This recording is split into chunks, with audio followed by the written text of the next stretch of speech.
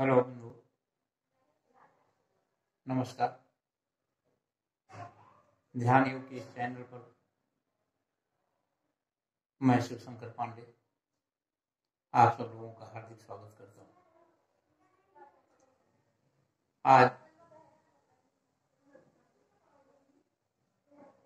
मैं आप लोगों के सामने ध्यान प्रक्रिया के बारे में बताना चाहूँगा। जैसे कि पिछली बार अन्य एपिसोडों में मैंने इस चीज के लिए उल्लेख किया था कि उस परमपिता परमात्मा को प्राप्त करने का दो तरीका है। एक तरीका शब्द का है और दूसरा प्रकाश का है। हमारी आपकी जीवात्मा की दो शक्ति है, एक सूरत है और एक निरत है। निरत जो है वो देखने की शक्ति है और वो प्रकाश मार्ग है जिससे उस परमपिता परमात्मा को प्राप्त किया जा सकता है, अंतर जगत में प्रवेश किया जा सकता है। दूसरा वो शब्द है, शब्द जिसको सूरत कहते हैं। सूरत शक्ति हमारी आपकी जो जीवात्मा की है वो सुनने की है। उस परमपिता परमात्मा के यहाँ से निरंतर हमारे आपके शरीर के अंदर में चैतन्य चेतना उतर करके आ रही है और उसी के माध्यम से हमारा आपका जड़ जो शरीर है चैतन्य है। जिस दिन हमारी आपकी चेतना सिमट करके ऊपर चली जाती है, उस परमपिता परमात्मा में जा करके विलीन हो जाती है, उसी दिन हमारा आपका शरीर जड़ हो जाता है, चेतना इसकी खत्म हो जाती है। तो मैं आप लोगों को बताना चाहूंगा कि वो प्रकाश मार्ग, प्रकाश भी वहीं से आ रहा है जहां से शब्द आ रहा है। शब्द और प्रकाश दोनों ही परमपिता परमात्मा के यहाँ से निरंतर हमारे आपके यहाँ पर आ रहे हैं। हमको आपको उसको किस तरीके से प्राप्त करना है इसके बारे में सोचना है। पहले तो मैं ये बताऊं कि ध्यान करने के लिए हमको आपको सामान्य अवस्था में, अडोल अवस्था में, निश्चल अवस्था में बैठ जाना है। न ज्यादा गर्मी हो, न ज्यादा ठंडी हो, न अजीर्ण हो, न भूख हो, न तो तृष्णा हो। सामान्य स्थिति में हमको आपको ध्यान प्रक्रिया को करना है। ध्यान प्रक्रिया दिन में 2 वक्त सुबह और शाम अगर करते हैं तो ये संध्या काल कहा गया है। इस संध्या काल में किया गया ध्यान जो है उसमें हमें ज्यादा सफलता प्राप्त होती है। तो इसके लिए हमको अपने अंतर जगत में प्रवेश करना है, अपने अंतर में उतरना है। अपने अंतर में अगर उतरना है तो हमारा मन बाहर के संसार के अंदर में न जाए, हमको इसके ऊपर ध्यान देना पड़ेगा। इसलिए सबसे बड़ी बात कि हमारे विचार, हमारे मन बाहर भटकने न पावे, इसके लिए हमको आपको एकांत जगह चाहिए जहां पर किसी भी तरीके का कोई कौतूहल ना हो, किसी भी तरीके का कोई शब्द, कोई आवाज ना हो, किसी भी एकदम शांत और एकांत स्थान का चयन करना चाहिए। शांत और एकांत स्थान में बैठ करके हम आप अपने दोनों आंखों को बंद करते हैं। सबसे बड़ी बात की हम आसन लगाते हैं। आसन में जो पद्मासन होता है, सुखासन होता है, वज्रासन होता है, ये सब ध्यान के आसन हैं। इन सब आसनों में से जिस आसन पर आप शांति पूर्वक ज्यादा समय तक बगैर किसी कष्ट के, बगैर किसी परेशानी के अडोल अवस्था में रह सकते हैं, वही आसन का आपको चयन करना चाहिए। अगर इस तरीके से आप किसी आसन पर नहीं बैठ सकते हैं, आपको कोई परेशानी है, तो कुर्सी पर भी बैठ करके आप ध्यान लगा सकते हैं। ध्यान लगाने के लिए आपको पहले अपने दोनों हाथों को अपने घुटने पर रखते हुए तर्जनी अंगुली को अंगूठे के अग्रभाग से हल्का सा दबाव करना है और उसके बाद में नेत्र को बंद करना है। नेत्र को बंद करके हम दोनों आंखों के मध्य, जहां पर कि हमारा आज्ञा चक्र है, जहां पर हमारी आपकी जीवात्मा का वास है, जहां पर कि हम लोग तिलक करते हैं, जहां पर औरतें बिंदी लगाती हैं, वो स्थान जो है हमारी आपकी जीवात्मा का है। हमको आपको उसी जगह पर अपने मन को केंद्रित करना है। मन को केंद्रित करके हम जब वहां पर ठहरेंगे तब हम को वहां पर कुछ प्राप्त होगा। लेकिन वहां पर ठहरने के लिए प्रकाश वही है, शब्द भी वही है, लेकिन हम वहां पर नहीं होते हैं। जिस समय हम नेत्र को बंद करते हैं, अंतर में देखने का प्रयास करते हैं, अंदर में अंधेरा होता है, भटक करके हम बाहर की दुनिया में आ जाते हैं। लेकिन कबीर साहब ने कहा है कि आंख, कान, मुंह बंद कर नाम निरंजन ले, अंतर के पट तब खुले बाहर के पट दे। जब बाहर के दरवाजों को आप बंद करेंगे तो अंदर का दरवाजा खुलेगा। अंदर का दरवाजा खोलने के लिए हमको आपको उस जगह पर आकर के ठहरना पड़ेगा जहां पर कि हमारी आपकी जीवात्मा का वास है। हमारा आपका शरीर जब निश्चल और अडोल अवस्था में कुछ समय तक स्थिर होकर के अपने आप को दोनों आंखों के मध्य में केंद्रित करने का प्रयास करेगा, जब वहां पर उसको अंधेरा दिखाई देता है तो बाह्य जगत के अंदर में भटकने लग जाता है।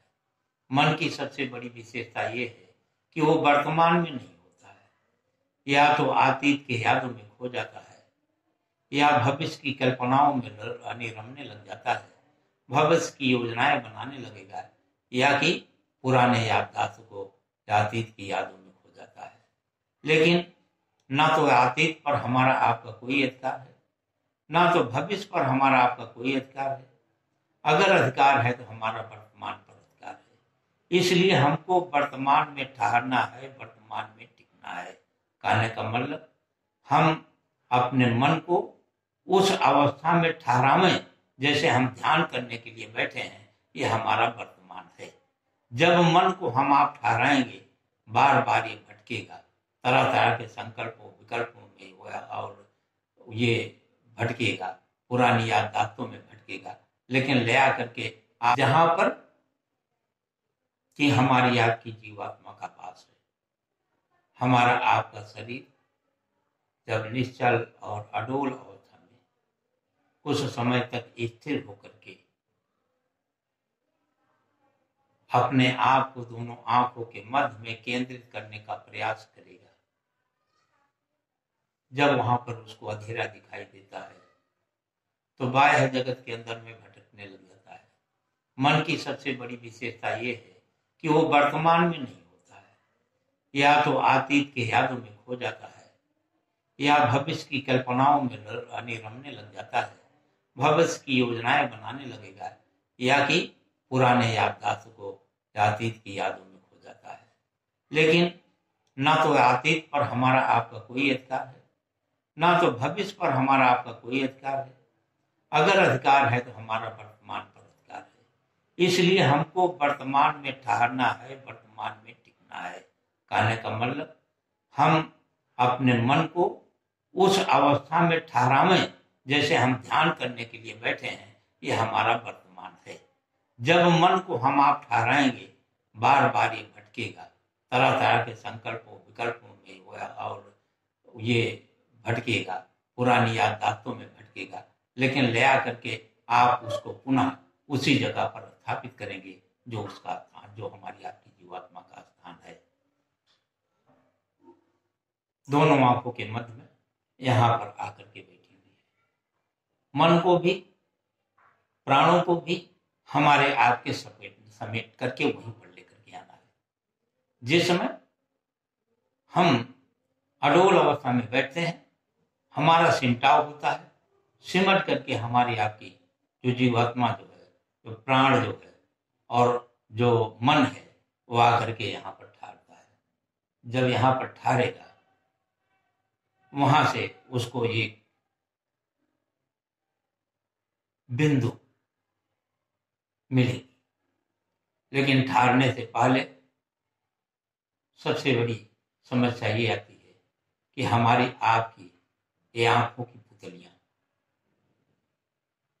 और पलक, जब हम आंख मूंदते हैं तो हमारी ये पलकें बार बार झपकती जाती हैं, ये स्थिर नहीं होती हैं। और अगर इनको हमने किसी तरीके से स्थिर कर लिया तो अंदर की पुतलियां भी चलायमान हो जाती हैं और वो भी इधर उधर घूमती रहती हैं। जब हमारी ये पलकों का चलना रुक जाएगा, हमारी आंखों की पुतलियों का चलना रुक जाएगा, दोनों आंखों के मध्य भावों के बीच में जब एक जगह पर हम इसको ठहराएंगे और एक बिंदु पर जब ये ठहरेगा तो वहीं से उसको एक प्रकाश मिलेगा। प्रकाश की एक छोटी सी किरण,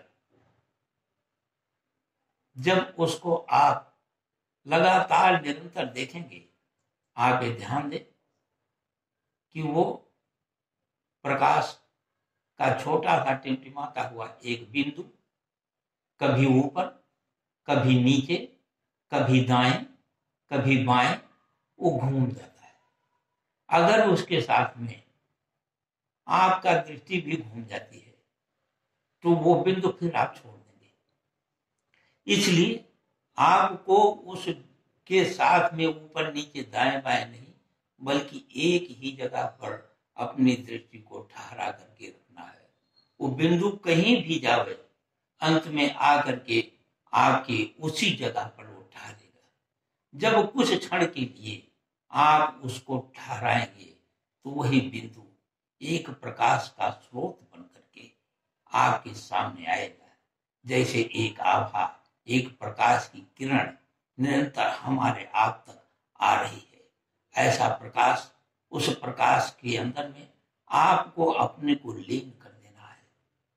आप उसी में अपने आप को लय कर देंगे, आप प्रकाशमय हो जाएंगे, आपका जीवन प्रकाशित हो जाएगा, आपके अंदर से अंधकार दूर हो जाएगा। कबीर साहब ने यही तो कहा है कि लाली मेरे लाल की, जीत देखो तित लाल, लाली देखन मैं चली, मैं भी हो गई लाल। जब मैंने उस प्रकाश स्वरूप को देखने का प्रयास किया, वो छोटा सा टिमटिमाता हुआ जब एक बिंदु, जब उस पर हमारी दृष्टि ठहरी तो वहां से प्रकाश का एक स्रोत फूट पड़ा। उस प्रकाश के स्रोत में हमने अपने को लय किया, तब हमको आगे का रास्ता वहीं से मिलता है। इसी को गोस्वामी जी ने कहा है कि मूद्यों नयन तसित तब भयउ, पुण्य की तब कौशलपुर गयउ, मोहि बिलो की राम मुस्काही, बिहसत गयो तुरत मुख माही। उदर माझ सुने अन्नज राया, देख्यों बहु ब्रह्मांड निकाया, अति विचित्र तह लोक अनेका, रचना अमित एक ते एका। जो नहीं देखा नहीं सुना, जो मन हूं न समाए, सो अद्भुत तह देख्यूं, बरन कौन बिस जाए। गोस्वामी जी कहते हैं कि जब मैंने अपनी दोनों आंखों को बंद किया तो मैं थोड़ा त्रसित हुआ, लेकिन उसी में जब मैंने अपने दृष्टि को एकाग्र किया, पुण्य चितवत कौशलपुर गए। तो जब कौशलपुर का मतलब हमारी आपकी जीवात्मा का जो निवास स्थान है, जो भगवान का निवास स्थान है, वो भगवान का सिंहासन हमारे आपके दोनों आंखों के मध्य में है। सबसे बड़ी बात ध्यान को लगाने के लिए ध्यान, ध्येय, धारणा, ध्यान, ध्येय और धारणा। ध्यान का मतलब वो प्रक्रिया है, वो क्रिया है जो की जाती है। धारणा का मतलब कि किस जगह पर हमको ध्यान को लगाना है, और ध्येय का मतलब हमको किसका ध्यान करना है। जब तीनों का एकीकार हो जाएगा तो वहीं पर हमारे आपकी समाधि की उत्पत्ति होगी। ध्यान, ध्येय और धारणा। ध्येय हमारा आपका दोनों आंखों के मध्य में, ध्यान वो प्रक्रिया है, धारणा हमारी दोनों आंखों के मध्य में, ध्येय हमारी आपकी का वो बिंदु है जिस पर हमको आपको अपने ध्यान को केंद्रित करना है, उस प्रकाश को प्राप्त करना है। यही तो कहा है कि if you set the door of temple of your body, you will see the light and light is God. अगर आप अपने शरीर के 10वें दरवाजे को खोलेंगे तो आपको प्रकाश मिलेगा और वो प्रकाश ही परमेश्वर है। अगर प्रकाश हमको मिल जाता है तो हमारे आपके अंदर से समस्त अज्ञानता दूर हो जाती है। प्रकाश आ जाता है जहाँ पर भ्रम नहीं है। काली अंधियारी रात माँ, भ्रम भय भूत सतावत है, चंचल उलूक अपराधी, दिन मध्य नजर नहीं आवत है। काली और अंधेरी रातों में ही हमको भ्रम होता है, हमको भूत सताते हैं और हमको मशा मच्छर और अपराधी परेशान करते हैं। लेकिन अगर दिन है तो दिन के अंदर में ना तो हमको भूत दिखाई देता है, ना हम भ्रमित होते हैं और ना हमारे आपके सामने किसी भी तरीके का भ्रम रहता है। तो इसलिए हमको आपको अगर उस प्रकाश की ओर चलते हैं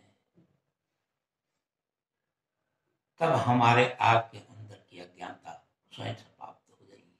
हमारा जीवन प्रकाश से प्रकाशित हो जाएगा। भ्रम स्वयं हमारा आपका दूर हो जाएगा। अज्ञानता स्वयं हमारी आपकी दूर हो जाएगी। सब जगह पर जहाँ पर ज्ञान का दीप जलेगा वहां अंधेरा नहीं रहेगा। जब अंधेरा नहीं होगा, संशय नहीं होगा, भ्रम नहीं होगा, अज्ञानता नहीं होगी, सब जगह पर ज्ञान और प्रकाश होगा तो कहीं पर हम भ्रमित नहीं होंगे। हमको आपको अपने इसी ध्यान की प्रक्रिया को विकसित करना है और अपने मन को, अपने चित्त को, अपने प्राणों को धीरे धीरे सिमटा करके दोनों आंखों के मध्य में ले आकर के ठहराना है, जो कि भृकुटी है। वहीं पर हम ठहराते हैं। प्रकाश के रूप में हमारे आपके सामने टिमटिमाता हुआ एक छोटा सा तारा का रूप आता है। लेकिन तारे का रूप आने के साथ ही साथ में कभी हमारी पल के भजन में भाग देते हैं तो अलग हो जाता है। कभी हमारी आपकी दृष्टि अगर घूम जाती है तो इसके साथ में हमारा आपका वो प्रकाश, वो टिमटिमाता हुआ जो एक बिंदु है वो हमसे दूर हो जाता है। हमको उसके साथ में अपनी दृष्टि को ठहरा करके रखना है। प्रकाश वहीं मिलेगा और प्रकाश ही हमको आपको प्रकाशित कर देगा। वो प्रकाश ही चैतन्य स्वरूप, जिसको दिव्य स्वरूप कहते हैं, जिसको डिवाइन लाइट कहते हैं, जिसको परम प्रकाश कहते हैं। परम प्रकाश रूप दिन राती, नहीं चाहिए कछु दिया घृत भात बाती। ना तो दिया की जरूरत है, ना घी की जरूरत है, ना बाती की जरूरत है। निरंतर प्रकाश हमारे आपके अंतर में प्रवेश कर रहा है और हमारे अंदर की जितनी भी अज्ञानता, जिनका अंधकार है, सब दूर हो रहा है। हमारा पूरा जीवन प्रकाशित हो रहा है। उस प्रभु के करुणामय प्रकाश में हमारी पूरी आत्मा नहा रही है। ये आनंद की अनुभूति, आनंद हमारे आपके अंदर है। बाह्य जगत में हमको नहीं मिलेगा।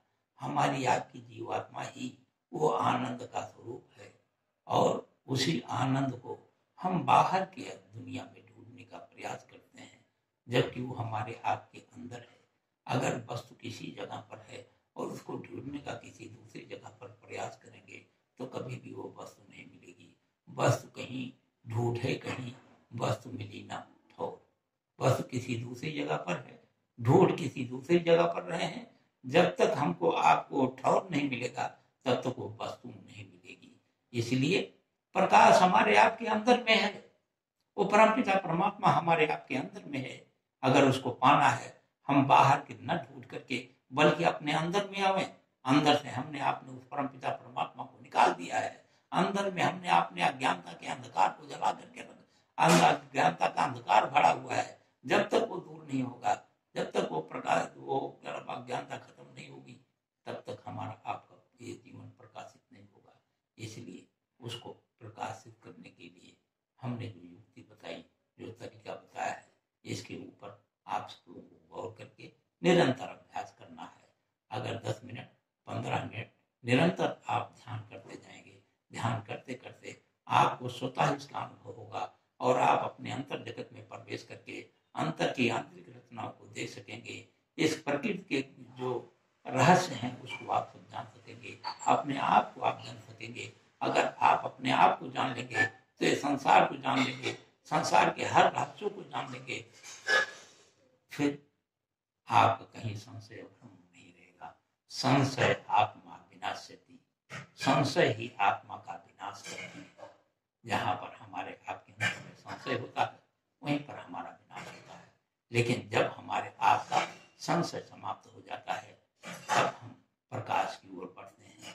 चलिए हम अंधकार की तरफ से प्रकाश की तरफ चलें। चलो हम इस संसार से, इस लोक से परलोक की तरफ चलने का प्रयास करें। धन्यवाद। अरे बंधु, आज इतना ही। ध्यान योग के इस प्रक्रिया में बहुत गंभीरता पूर्वक मन को ठहराना है, चित्त को ठहराना है, एकाग्र करना है। मैं आप लोगों से प्रार्थना करूंगा, ये हमारा कार्यक्रम निरंतर चलता रहेगा। आप सब लोगों को अगर हमारा ये वीडियो पसंद आया तो आप लोग इसको लाइक, सब्सक्राइब और शेयर करना ना भूलें, ताकि हम आगे भी हमारा आध्यात्मिक जो रास्ता है ये बीच में अवरुद्ध ना हो। हम निरंतर प्रयास करते रहेंगे। जैसे नदी निरंतर बहती हुई जाकर के समुद्र में विलीन होती है, उसी तरीके से हमारा आपका ये रास्ता निरंतर गतिरोध के बगैर चलता रहे। जब निरंतर हमारा आपका ये चलता रहेगा और अंत में हम उस परमपिता परमात्मा रूपी समुद्र में जाकर के विलीन हो जाएंगे।